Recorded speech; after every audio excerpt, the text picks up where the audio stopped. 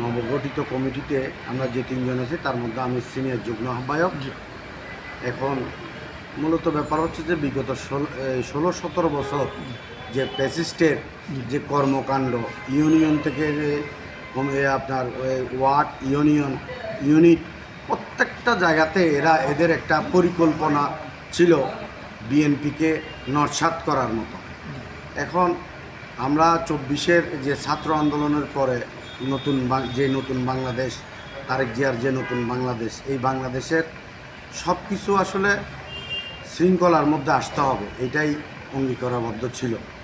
আমরাও সেটাতে আছি। এখন আপনার প্রশ্ন ছিল কমিশনার বলতে আসলে বিগত কমিশনারগুলো যা ছিল এরা আওয়ামী লীগের কর্মকাণ্ড ছাড়া এই এলাকার লোকজনকে অতিষ্ঠ করা ছাড়া আর কোনো কাজ ছিল না এদের। এখন যারা মূলত এখন নতুন যারা প্রার্থী হতে পারে, যে কেউ হতে পারে। আসলে দল থেকে বলা হচ্ছে যে সর্বোচ্চ ত্যাগীরা এখানে স্থান পাবে মর্মে শোনা যাচ্ছে। তবে আমিও ক্যান্ডিডেটের চিন্তাভাবনা ছিল, যেহেতু আমার সিনিয়র একজন আছে, উনি বয়োজ্যেষ্ঠ, পাতুলি থানা বিএনপির সাবেক সাধারণ সম্পাদক জসিমউদ্দিন জিয়া ভাই।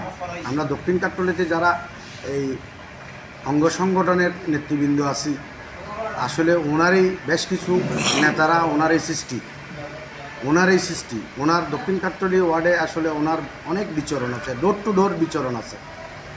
আর উনি বয়োজ্যেষ্ঠ, মোটামুটি অনেস্ট একজন ভালো মনের মানুষ, ভালো চিন্তাধারার মানুষ।